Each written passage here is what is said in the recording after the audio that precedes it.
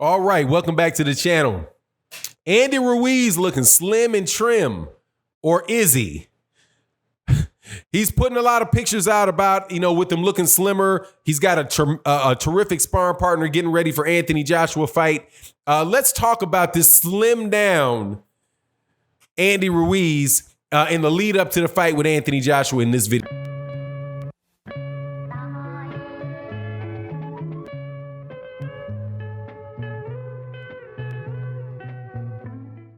All right, welcome back to the channel, subscribers. If you are not subscribed, please subscribe and hit the bell icon so you can be notified of when we release more videos. And also, I want to say thank you very much to all the supporters of the channel in the Patreon and in the live streams. Please make sure that you attend our live stream that we're going to have Sunday morning, 8 a.m. Central Standard Time, 9 a.m. Eastern.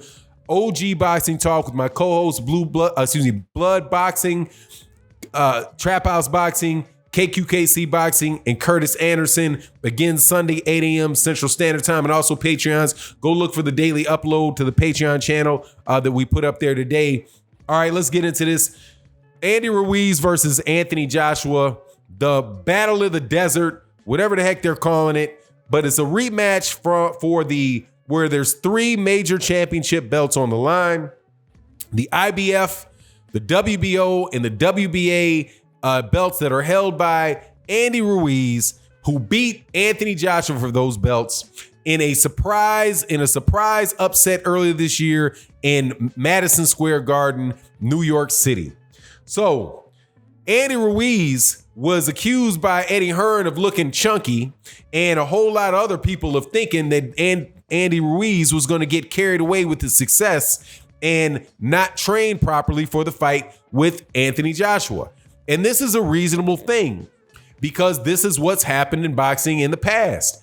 It is called, I think of it as the James Buster Douglas syndrome. James Buster Douglas, I'm sure you know who he is. He's the guy that first beat Mike Tyson in Japan. James Buster Douglas is a good fighter, a tall fighter, a long fighter, a very, very talented fighter who I believe had underachieved in his career up until that point. His father had passed away in the lead into a fight with Mike Tyson. Mike Tyson comes in with his Jerry curl in Japan and winds up getting knocked out by James Buster Douglas. So James Buster Douglas gets a big payday, then he gets another big payday in a fight with Evander Holyfield. However, in this particular fight, James Buster Douglas does not come in quite the shape that he came in for Mike Tyson. He got in there with another future Hall of Fame heavyweight, and pretty much got the brakes beaten off of him. And one of the reasons people suspect that he got beaten so badly by Evander Holyfield was that he got rich. You know, the line that Marvelous Marvin Hagler uses, is famous for, or one of the lines that he said was, hey, when you get up out of the bed in the morning, sleeping in silk pajamas, it's hard to get up at 5 a.m. in the morning and go run. Boxing is done best. This is my belief and my observation. Boxing is done best in a state of necessity, not of choice. So with Anthony Joshua in the first fight, you had Anthony Joshua, who's already a multimillionaire, who was already, the belle of the ball, the talk of the town, and he was going over for his spectacular debut in Madison Square Garden, a historical venue. And you had Andy Ruiz, on the other hand, who was a last-minute replacement, who had been basically dropped or discarded by his former promoter, Top Rank, and Bob Arum, when he lost in New Zealand for a championship shot against Joseph Parker. He comes in with did he have 5 weeks notice? Some very short amount of time. He was coming off of another fight. He's supposed to be coming there as food for Anthony Joshua. But hey, man, he figured that he wasn't going to be eaten. He winds up beating Anthony Joshua. Boom. Now, though, if you watched him, and this is what people were looking for, he bought a mansion. He's buying Bentleys. He's on the talk show circuit. He becomes, overnight instantly famous. And people were wondering whether or not he was going to wind up being in the same type of situation that James Buster Douglas was in. And that's where you're so comfortable and you've made so much money that you kind of want to celebrate and you take your eyes off the ball. So Andy Ruiz has been releasing pictures in that regard, or in that vein. Andy Ruiz has been releasing pictures that show him being slimmer and more fit. At the look of at the pictures, he's going to be coming in faster, stronger, better against against Anthony Joshua than he was the first time. Now, when I look at these pictures, the first thing that I thought was, yeah, okay, he's looking slim. Is that a good thing? Is that a good thing? The second time I looked at it, I was like, I don't really know if he's any slimmer, noticeably slimmer for this fight. Because in all these pictures, he either has his arms over his sides like this, and if you see, most of the bulk on Andy Ruiz is around his waist. So he has love handles, but if you tuck your elbows in a picture and do like this, you can cover up those love handles. Also, there's another picture with him with a black shirt on, a black shirt with his arms look like this. In that picture, he's elongating his body and he's wearing black. And black, that's slimming. My personal opinion is that Andy Ruiz is going to come in looking roughly the same way that he looked in the last fight. Andy Ruiz is just a big boy.